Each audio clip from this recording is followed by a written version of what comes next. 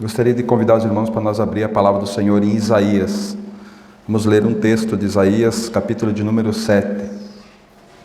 Isaías 7, o verso 14. Portanto, o Senhor mesmo vos dará um sinal. Eis que a virgem conceberá e dará à luz um filho, e lhes chamará Emanuel. Amém? Também Lucas, capítulo de número 1, o verso de número 38. Então disse Maria: aqui está a serva do Senhor, que se cumpra em mim conforme a tua palavra. E o anjo se ausentou dela. Amém? Nos orar ao Senhor, pedir a graça e misericórdia do Senhor para que Ele fale conosco nessa noite. Querido Pai, nós te adoramos e te louvamos, Pai, porque o Senhor tem nos reunidos neste local para revelar a pessoa bendita do Teu Filho amado a cada um de nós. Por isso, Senhor, nós estamos muito gratos. Estamos gratos porque Cristo se entregou naquela cruz para nos dar vida e vida em abundância. Porque foi naquela cruz, ó Pai, que o Senhor nos tirou das trevas, quando o Senhor nos atraiu no corpo do Teu Filho amado Jesus Cristo, e quando o Pai o ressuscitou, nós fomos ressuscitados em novidades de vida, e a luz brilhou em nós. Nós fomos tirados das trevas para a Sua maravilhosa luz. Ó Pai, não temos como Te agradecer, Senhor, nós só queremos Te louvar nessa noite. E pedir também, Pai, que o Teu Espírito compunja o nosso coração, para que o Teu Filho seja mais e mais revelado a cada um de nós. Para que nós não venhamos, Senhor, a Te conhecer só de ouvir falar, mas os nossos olhos querem Te ver, Senhor. Por isso, esse tempo que o Senhor congrega a Tua igreja, nós rogamos, fala conosco, Pai, para que o nome de Jesus seja glorificado em nossas vidas. É o que nós pedimos, Pai, no nome do Teu Filho amado, Jesus Cristo. Amém, Senhor. Amém. Irmãos, esses dois textos que nós lemos, Isaías, a palavra do Senhor, né? O Logos de Deus, foi anunciado, foi falado, né? E aqui em Lucas, o Logos que o Senhor tinha falado lá no Antigo Testamento se tornou Rema para Maria. Quando ela recebeu a notícia, né, da palavra de Deus, esse Logos tornou-se Rema para ela, né? Então nós temos na palavra de Deus, porque a palavra de Deus é o Logos de Deus, né? É o falar de Deus. Mas quando se cumpre em nós, ela precisa se tornar Rema para nós. Rema significa o quê? É nós tomarmos a palavra de Deus e obedecê-la, né? Então, como isso é precioso, irmãos, nós vê, porque a gente percebe muitas vezes, irmão, muitos irmãos, muitas pessoas conhecem a palavra de Deus de capa a capa, fala, cita, né? E não tem uma vida adequada diante do Senhor. O que ele tem? Ele tem simplesmente o Logos de Deus, o conhecimento da palavra de Deus. Mas, irmãos, essa palavra precisa se tornar Rema para nós. Obediência, quando nós nos obedecemos, ela se torna real para cada um de nós, né? Então, como nós precisamos que o Espírito do Senhor nos ajude. Quando Maria, que ela recebeu a palavra, quando o anjo apareceu e disse que ela seria a mãe de Jesus Cristo, então ela disse: cumpra-se em mim conforme a palavra do Senhor, né? E é isso que nós precisamos, irmãos. É isso que a palavra de Deus precisa trabalhar em nós, a realização da vontade de Deus para cada um de nós. Por isso, irmão, a gente está estudando Neemias. Neemias fala muito da restauração do povo de Deus. O povo estava cativo, foi levado para a Babilônia, já estava 70 anos na Babilônia. E o Senhor então quer restaurar aquele povo. Na Babilônia significa que estavam misturados com o mundo, eles estavam muito tranquilos lá no mundo. Eles tinham o Torá, eles tinham a sinagoga nasceu lá, o reunir deles lá era muito precioso, porque eles estavam tão tranquilos, eles foram prósperos, o Senhor abençoou financeiramente eles lá na Babilônia, né? Então, quando o Senhor quer restaurar eles, então vem um pequeno remanescente para Jerusalém, porque em Jerusalém eles tinham tudo lá, eles só não tinham o sacrifício, porque o sacrifício, o altar, era lá em Jerusalém. E o Senhor não permitia que sacrificasse em outro lugar a não ser em Jerusalém, né? E o altar fala da cruz, né? Nós só temos condições de servir ao Senhor se a cruz operar realmente em nós. Fora da cruz não há como nós andarmos diante do Senhor. Não há como nós ter uma vida adequada para o nosso Senhor. Então, irmãos, como a palavra ela precisa sair da esfera do Logos para ser rema, né? Veja só, irmãos, se nós olharmos, por exemplo, Romanos capítulo 6, verso 6, né? O que diz lá? Sabendo isso, que o nosso velho homem foi com ele crucificado, né? Sabendo que o nosso velho homem foi, né? É uma palavra que veio para nós podemos tomar essa palavra, mas qual que é a realidade dessa palavra? Que nós tomamos ela, cremos nela e agimos em nossa vida para que ela se torne uma realidade. Gálatas 2:20. Estou crucificado com Cristo e vivo não mais eu, mas Cristo vive em mim. E esse viver que agora eu vivo na fé do Filho de Deus que me amou e assim mesmo se entregou por mim. Então nós vemos o Logos, mas aqui nós vemos a rema, a palavra realizada em nós, a obediência àquilo que o Senhor falou para nós. Então, como nós precisamos que o Espírito Santo realmente tome a sua palavra e infunda em nós essa realidade, para que nós não sejamos simplesmente crentes, eu conheço, né? Porque conhecer não vai resolver o problema, irmãos, da nossa vida. Conhecer vai trazer mais problema para nós, porque nós vamos ser cristãos, no reunir da igreja vamos ser chatos, vamos ser insuportáveis, porque tudo tem que girar em torno do nosso umbigo, né? Quando que a palavra tem que girar em torno do Senhor, né? Tudo se torna aquele crente ranzinza, né? Por quê? Porque conhece, mas não tem uma vida. Quando há uma vida, quando a cruz opera em nós, nós consideramos o outro superior a nós. Aí sim, aí há comunhão, aí há entrega, aí nós sabemos que nós não podemos nada sem o Senhor. Tem um irmão que fala assim: irmão, nós podemos esquecer de querer viver a vida cristã, nós nunca vamos conseguir, né? A não ser que Cristo seja a nossa vida. Se Cristo for a nossa vida, nós vamos viver uma vida preciosa aos pés do Senhor, com muito contentamento, né? Com qualquer situação que nós estamos, nós vamos estar contente, né? Agora, se nós querermos viver a vida cristã do nosso jeito, que frustração, que vamos estar toda hora batendo e se frustrando, e aí nós fizemos algo muito terrível, culpamos o Senhor, né?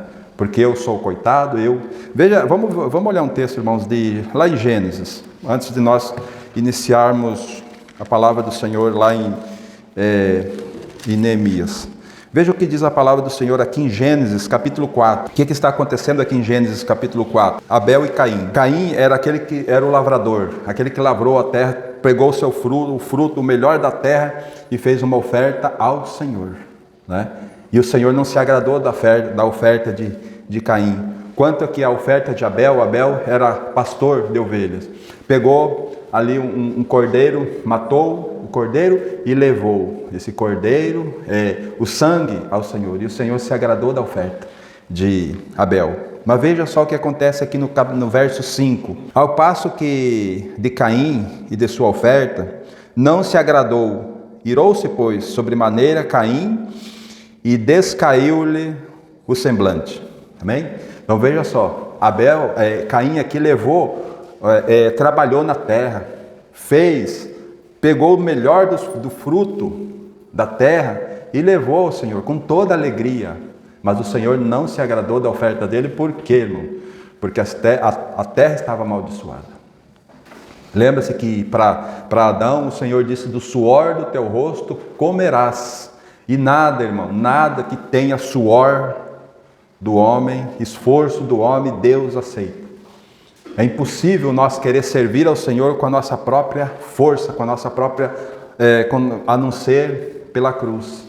Quando há cruz, há uma clareza muito grande de que o nosso velho homem não está operando em nada, somente o Espírito, né? Então, que precioso isso. Então, esse verso, quando Caim aqui entregou essa oferta, que Deus não se agradou dele, caiu-lhe o semblante. Ele ficou bravo, ele xingou, né? Então, aí há uma conversa de Deus para com ele, dizendo assim: então lhe disse o Senhor: por que andas irado? E por que descaiu o teu semblante? Por que você anda? Por que você está bravo? Por que o teu semblante está descaído? E aí ele poderia dizer: porque você não recebeu a minha oferta, eu trabalhei, eu me esforcei, eu fiz, eu lutei, e o Senhor não recebeu a minha oferta. Parece que o Senhor ama mais Abel do que a mim, né? Não é isso que nós pensaríamos ou falaríamos, né? Mas veja só o que o Senhor fala para ele: se procederes bem, não é certo que serás aceito? Se todavia procederes mal, eis que o pecado jaz à porta. O seu desejo será contra ti, mas a ti cumpre dominá-lo, né? Se procederes bem, não é certo que você vai ser aceito? Caim, se você procederes adequadamente, você vai ser aceito. Mas Caim aqui já disse que já pensou no coração dele e irou-se tanto que ele diz: o Senhor não me quer, o Senhor, eu sou o pior, o Senhor não quer saber de nada comigo. Mas o Senhor diz para ele: se você proceder bem, você vai ser aceito. Se você se arrepender, você vai ser aceito. Há perdão para você aqui, né? E aí o Senhor disse assim: se todavia procederes mal, se você continuar procedendo mal, Caim, eis que o pecado jaz à porta. O pecado está aí. Se você se arrepender, você pode voltar. Se arrependa e volte. Não siga esse caminho, porque se você seguir esse caminho, o pecado está aí. E aí ele fala assim: o seu desejo será contra ti. Se você cumprir isso, vai ser contra você. Esse desejo de brabeza, esse desejo de jogar tudo para o alto, vai ser contra ti, vai ser contra você. Mas daí ele diz assim: mas a ti cumpre dominá-lo. Veja como é precioso, irmão. O Senhor então coloca, você pode dominar o seu desejo. Se você dominar ele, se você se arrepender, você vai ser aceito, né? Então, como isso é precioso nós ver do Senhor mostrando para nós, dizendo assim: você pode, você tem condições de ser aceito, né? Então o Senhor dá uma palavra agora para nós, e isso se torna algo muito mais precioso, porque hoje nós temos Cristo. Se nós vivermos a nossa vida aos pés do Senhor, se Cristo realmente for a nossa vida, né? É naquela posição que Gálatas 2:20, a carne e o espírito está dentro de nós lutando, a nós cumpre dominá-los. Nós podemos dominar o espírito e nós podemos dominar a carne. Quem vai vencer? Aquele que for mais precioso para nós, né? Se do desejo da carne for mais precioso para nós, o espírito não vai ter vez, porque nós vamos poder optar, né? Então aqui o Senhor diz: cumpre a você dominar. Se nós optar pelo espírito, o Senhor vem de encontro com nós e anula todo o desejo da carne, né? Então o Senhor peleja a nosso favor, peleja contra a nossa carne, né? Então, mas cumpre a nós dar esse primeiro passo, porque nós nunca vamos conseguir vencer a nossa carne, mas cumpre a nós dar o primeiro passo, porque o resto é o Senhor quem faz. Então, como nós precisamos, irmãos, olhar para esses textos e ver quão precioso é estar diante do Senhor, fazendo essa separação desse mundo, né? E agora nós podemos ir para Neemias.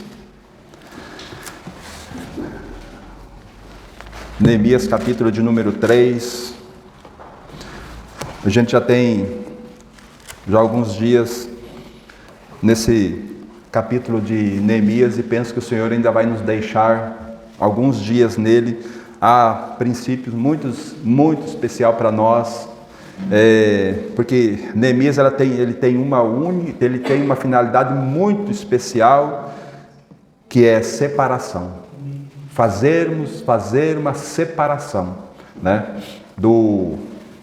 E ali fala de muros, fala de portas, né? Porque Neemias, ele era copeiro do rei lá na Babilônia, então veio com essa expressa finalidade de reparar os muros de Jerusalém, né? Muro serve para quê, irmãos? Serve para separar aquilo que está pelo lado de fora, ficar pelo lado de fora, e o que estiver dentro, ficar dentro. Não haver essa mistura, né? E infelizmente nós cristãos hoje estamos muito misturados. Estamos extremamente misturados com as coisas do mundo. A nossa carne, os nossos desejos são muitas vezes mais com as coisas do mundo do que com as coisas do Senhor. Nós priorizamos mais as coisas do mundo do que as coisas do Senhor. E o Senhor está trabalhando em nós, separando nós, tirando as coisas do mundo de nós, para que então a vida de Cristo possa fluir. Por que o Senhor tem pressa para fazer isso? Porque o anticristo está chegando, irmãos. A plataforma do anticristo está aí. E se nós não formos, se o Senhor não mudar a nossa mente, o nosso coração, e nós não tomarmos uma posição, o anticristo vai chegar e nós vamos adorar a besta. Adorar a besta significa que nós estamos perdidos para sempre. Mas o Senhor está incansavelmente lutando em nosso benefício, em nosso favor, para que Cristo realmente seja formado em nós e nós tenhamos uma mente só, mente de servir ao Senhor. Não importa, irmãos, se nós vamos passar pela grande tribulação ou a igreja vai ser arrebatada antes da grande tribulação. O que importa é nós estarmos preparados, é nós estar com as nossas vasilhas cheias de azeite, né? Para que então aquele grande dia não nos apanhe de surpresa, né? Quando a trombeta tocar, nós seremos para a glória do Senhor arrebatados. Agora, se nós não estivermos preparados, infelizmente nós vamos ficar, e será uma tragédia. Vivermos a vida cristã, vivermos uma vida confessando o Senhor, mas só na mente, sem ter esse Senhor no nosso coração, sem a palavra do Senhor ser rema em nós, não vai valer a pena, irmãos. Nós precisamos, por isso que o Senhor falou, por isso que Deus ali fala para Caim: ó Caim, o pecado está aí à tua porta, cumpre você dominá-lo, você pode dominá-lo. Cumpre você. Se você continuar do jeito que está, o pecado vai te dominar, né? Então, como nós precisamos, irmãos, que o Senhor nos ajude, né? E Neemias, no último estudo que nós tivemos domingo passado, nós estivemos olhando o capítulo 2, né? E Neemias ali então declara por que ele veio.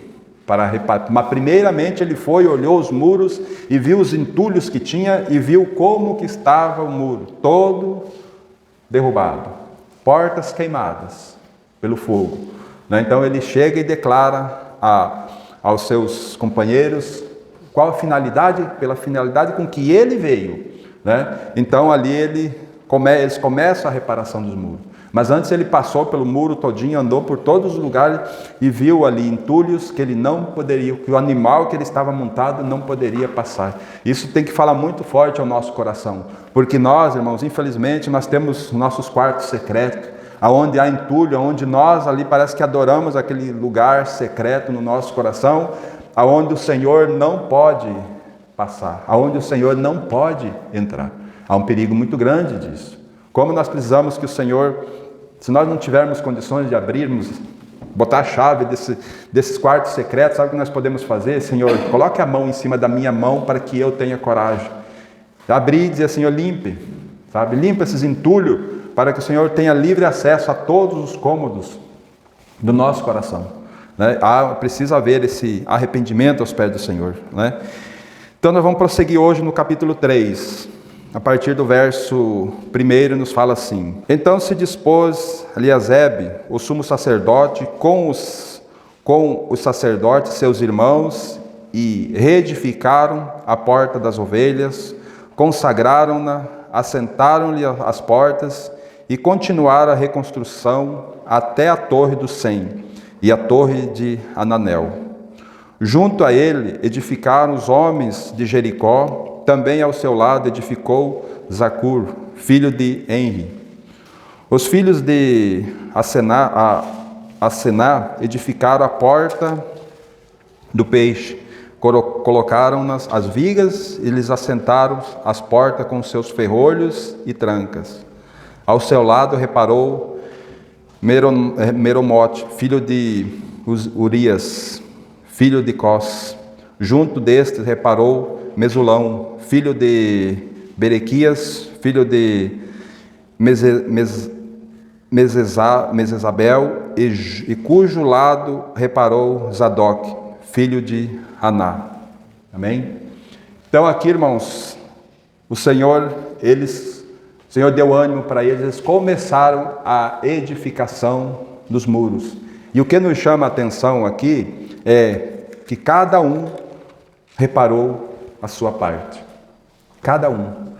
Irmãos, isso tem que falar muito forte ao nosso coração, porque a partir do momento em que nós cremos no Senhor, há uma responsabilidade de cada um de nós. Não há uma responsabilidade de uns e de outros, ou de alguns dizer assim, eu vou sentar, eu sou crente, mas eu sou crente de banco. Na vida da igreja não existe isso. A não ser que nós tenhamos, a gente tem importado muito isso do mundo lá fora, né? Onde tem alguns que são cabeças e os outros estão ali para fazer números. Na igreja não existe isso.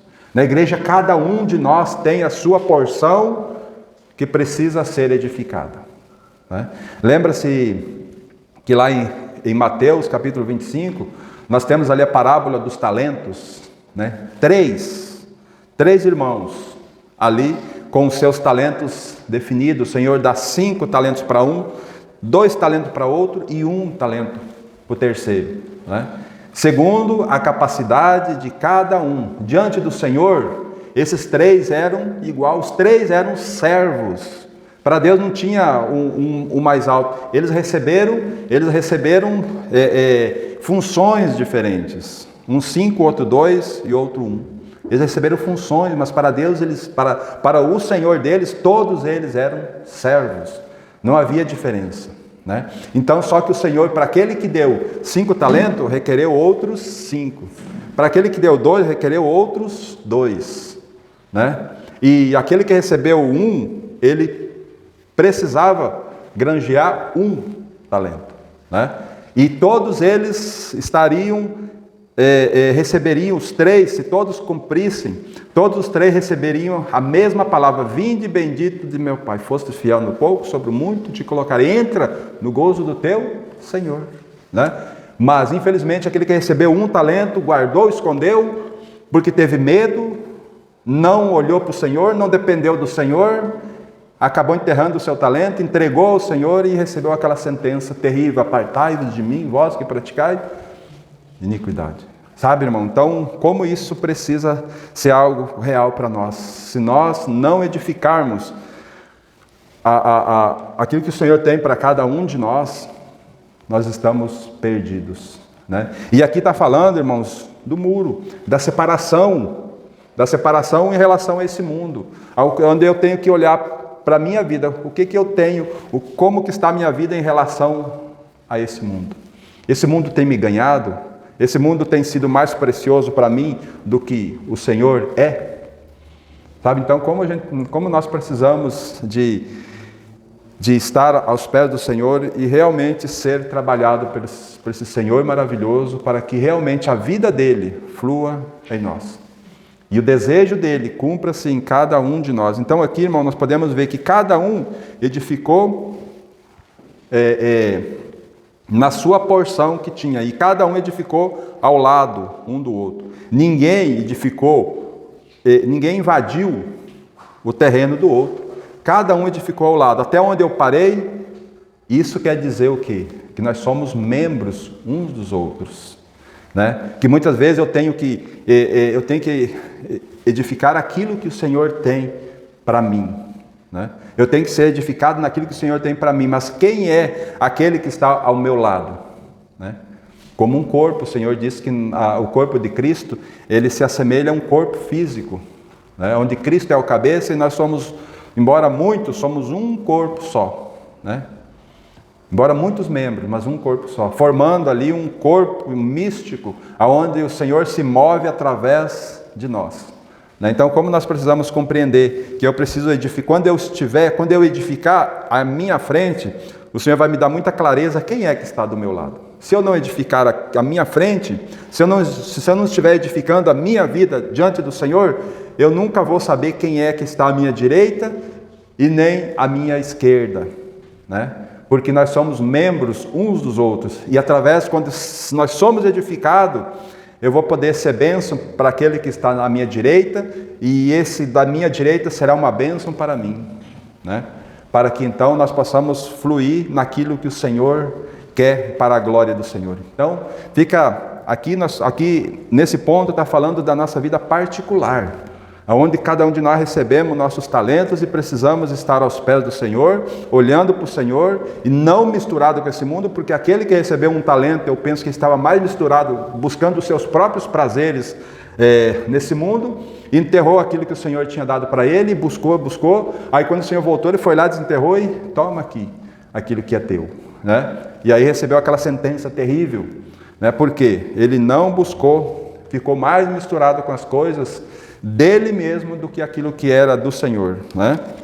Agora vamos avançar um pouquinho mais aí, irmãos. Vamos para o verso 23 desse mesmo capítulo. Agora muda um pouquinho, né?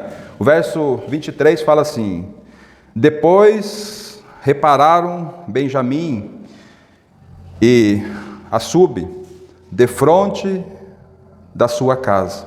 Depois dele reparou Azarias, filho de Maaseias, filho de Ananias, junto da sua casa. Depois deles reparou Benui, filho de Enadade, outra porção, desde a casa de Azarias até ao ângulo e até a esquina. Agora veja o verso 28. Para cima da porta dos cavalos repararam os sacerdotes, cada um defronte de sua casa. Depois deles reparou Zadok, filho de Imer, defronte da sua casa. E depois dele, Semaia, filho de Secaías, guarda da porta oriental. Amém?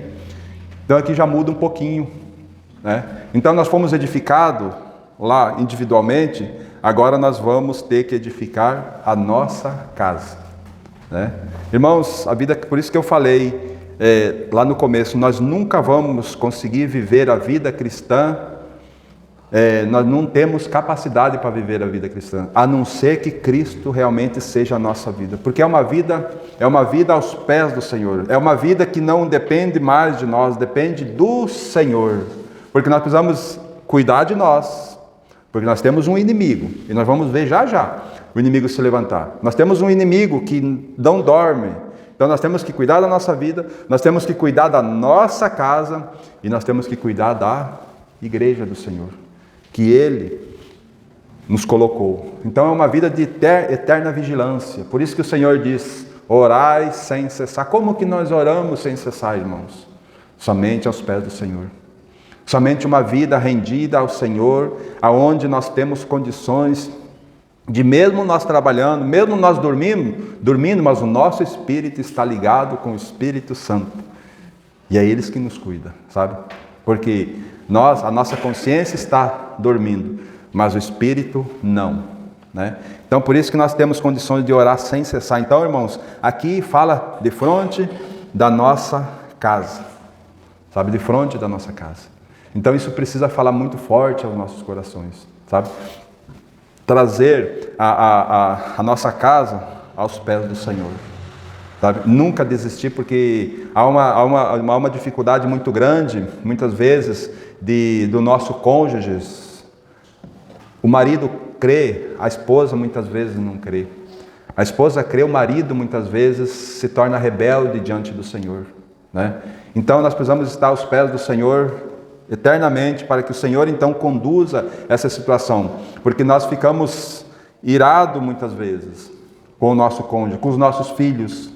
Nós ficamos, e muitas vezes nós dizemos: vocês não querem nada com nada. Mas, irmãos, nós precisamos perceber que a nossa luta não é contra carne e nem sangue. Então, quando nós percebemos que Cristo é a nossa vida, Ele traz essa revelação para nós, que a nossa luta não é contra carne e sangue, mas é contra os principados, contra a potestade nos lugares celestiais, né? É ali que se encontra uma batalha, por isso que nós devemos viver no Espírito, porque daí o Senhor nos dá capacidade de vencer essa situação.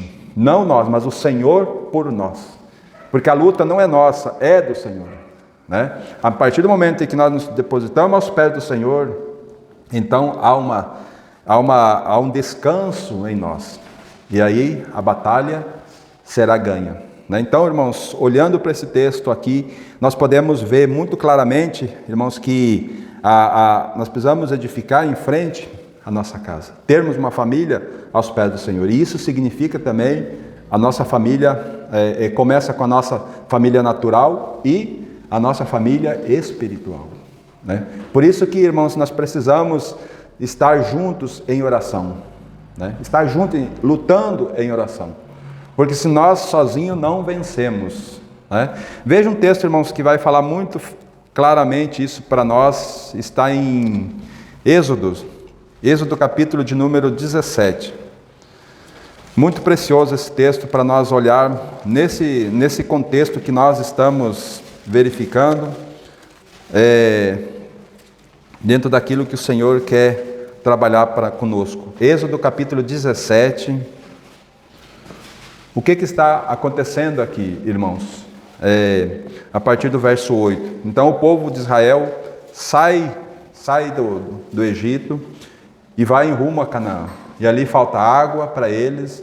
Então o povo reclama para Moisés, né, no capítulo 1, no verso 1 aqui, até que o Senhor então manda eles ir lá com seus líderes e ferir a rocha, e a rocha vai dar água para eles. Mas quando eles estão naquele local, lá em Refidim, os amalequitas aparecem para lutar com eles. E, irmãos, nós precisamos compreender, os amalequitas no Novo Testamento, para nós, simboliza a carne, né? A carne. Por isso que há uma luta, por isso que Gálatas fala muito para nós, que a carne milita contra o Espírito e o Espírito contra a carne. Então aqui, irmãos, a partir do verso 8, fala assim: então veio Amaleque e pelejou contra Israel em Refidim. Com isso, ordenou Moisés a Josué: escolhe homens e sai a peleja contra Amaleque.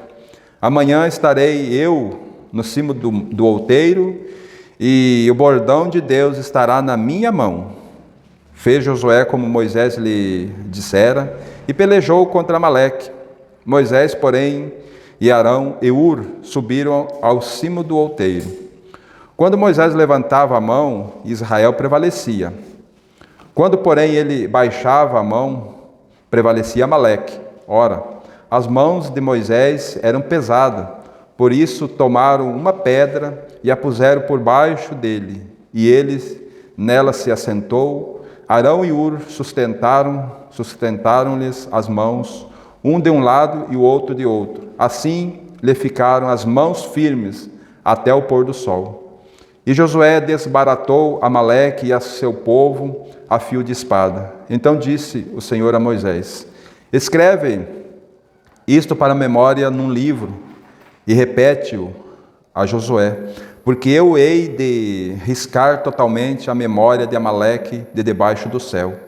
E Moisés edificou um altar e lhe chamou: o Senhor é minha bandeira. E disse, portanto, o Senhor jurou: haverá guerra do Senhor contra Amaleque de geração em geração. Amém? Por isso que lá no começo falei, Amaleque simboliza para nós a carne. Essa luta é eterna. Enquanto nós estivermos nesse mundo, haverá essa luta, né? E aqui então há um modo pelo qual nós podemos vencer a carne: na oração corporativa, no auxílio de um para com o outro. Esse significado, irmãos, de que Moisés levantando o bordão, significa que Deus estava pelejando. Quando Moisés baixava, seu braço cansava, ele baixava, Amaleque prevalecia. Até que então, Moisés sozinho não iria ter sucesso. Mas quando os companheiros entraram juntos, Aí sim, porque daí eles colocaram sentado Moisés e seguraram as mãos dele até que Amaleque foi desbaratado. Isso deve falar muito aos nossos corações, do companheirismo que nós precisamos ter, das nossas lutas, porque muitas vezes nós queremos lutar sozinhos, irmãos. Muitos irmãos têm caído, muitas irmãs têm caído porque estão querendo lutar sozinhos. Né? Não ache que você é super-homem, não ache que você é super-mulher. Não, você precisa do corpo, você precisa de Cristo e você precisa do corpo, porque o Senhor vai trabalhar através do corpo. Né? Então, como nós precisamos, irmãos, do socorro de um para com o outro, nós precisamos gritar socorro rápido, nós precisamos ser meio a palavra covarde não é bem aqui, mas nós precisamos ser aqueles que alguém bateu o pé para nós já nos socorremos, como o nosso filho. Filho pequeno, quando alguém bate o pé para ele, ele corre para junto do pai e da mãe, que ali ele estará protegido. Né? Nós precisamos fazer isso com nossos irmãos. Estamos em dificuldade, nos socorremos nos irmãos. Né? Porque muitas vezes nós vamos encontrar entre o mundo e nós uma dificuldade muito grande para vencer. Mas quando nós ouvimos uma palavra de exortação de um irmão ou de uma irmã, uma ajuda em oração, fica mais fácil. Fica mais tranquilo. Há um caminho ali, porque o Senhor vai honrar, sabe? Mas muitas vezes, se nós queremos lutar sozinho, nós sempre vamos cair nas mãos do inimigo. Como Saul fez. Vamos para 1 Samuel, capítulo 15, o verso 3, verso 1 em diante. Disse Samuel a Saul: enviou-me o Senhor a ungir-te rei sobre o seu povo, sobre Israel. Atenta, pois, agora às palavras do Senhor. Assim diz o Senhor dos Exércitos: castigarei Amaleque pelo que fez a Israel, ter se oposto a Israel no caminho quando este subia do Egito. Vai, pois, agora e fere Amaleque e destrói totalmente a tudo o que tiver, e nada lhes poupes. Porém, matarás homem, mulher, meninos e crianças de peito, bois, ovelhas, camelo e jumento. Amém? Então, veja a ordem que o Senhor deu a Saul. Diz assim: você vai e acaba com tudo. Aparentemente, irmãos, parece que Deus é um Deus tirano, vai matar até criança. Mas, irmãos, nós precisamos pegar essa palavra e olhar espiritualmente para as nossas vidas. Amaleque significa carne. Então, o Senhor diz para nós: tem que destruí-lo, tem que destruir. A nossa carne, elas tem que ficar na cruz. A nossa carne precisa ficar ali na cruz, ela não pode sair da cruz. Porque se ela sair da cruz, irmãos, ela toma conta de nós. Ela toma o nosso coração, ela toma os nossos desejos e nós começamos a ver esse mundo com um olhar diferente. Por isso que nós precisamos realmente andar como crucificado. Né? Quando nós andamos como crucificado, quando Cristo é a nossa vida, é sinal que nós estamos andando crucificados, aí a carne ela está no lugar onde o Senhor colocou ela. Né? Então o Senhor dá essa ordem para que Saul então fosse lá e executasse a vontade dele, para que então ali fosse destruído a carne, tudo aquilo que pertencia a Amaleque.